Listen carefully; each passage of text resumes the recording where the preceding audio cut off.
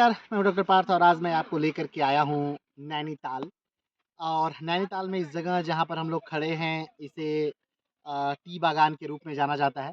आप सोचेंगे कि नैनीताल में ये टी बागान कहाँ से आ गए?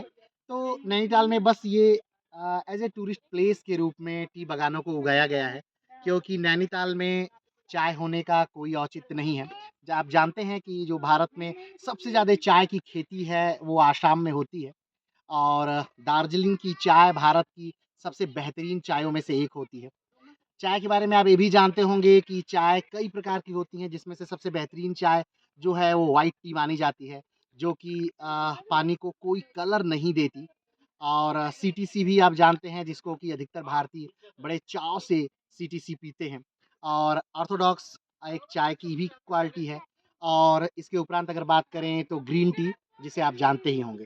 तो ये चाय की वैराइटियाँ हैं। और चाय जो है वो लगभग पूर्वी भारत में सबसे ज़्यादा होते हैं। अगर बात करें असम, मणिपुर, अरुणाचल प्रदेश, मिज़ोरम, त्रिपुरा, ये चाय के क्षेत्र हैं।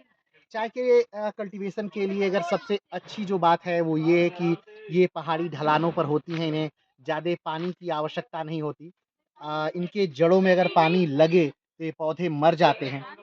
लेकिन फिर भी आम दर्शकों को देखने के लिए, लोगों को जानने के लिए नैनीताल में भी एक छोटा-सा टी बागान बनाया गया है। आप देख सकते हैं, एक बेहतरीन सा टी बागान है। तो जब भी आप कभी नैनीताल आइए और आप अगर चाय नहीं देखे हैं, चाय की खेती नहीं देखे हैं तो जानिए। सबसे पहले सुबह में ही इसकी जो होता है वो ऊपर की जो छोटी-छोटी पत्तियाँ होती हैं, उनको तोड़ा जाता है।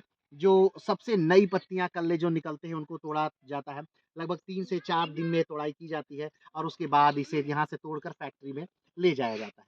और इसके बाद अलग-अलग प्रकार की चाय बनते हैं, white T, green tea, Orthodox और सीटीसी। तो जब भी आप नैनीताल का प्लान बनाइए या आप उत्तराखंड का प्लान बनाइए, तो आप यहाँ पर आकर के नैनीताल से लगभग 30 किलोमीटर की दूरी पर, या यूँ कहें तो सिऊ ढाल के या घोड़ा ढाल के लगभग 2 किलोमीटर की दूरी पर, या कैंची धाम से लगभग 10 किलोमीटर की दूरी पर ये टी बागान आपको मिल जाएगा। तो आज के लिए इतना ही, फिर मिलते हैं एक नए वीडियो के साथ, एक नए स्थान के साथ। तब तक के लिए नमस्कार, धन्यवाद, जय हिंद।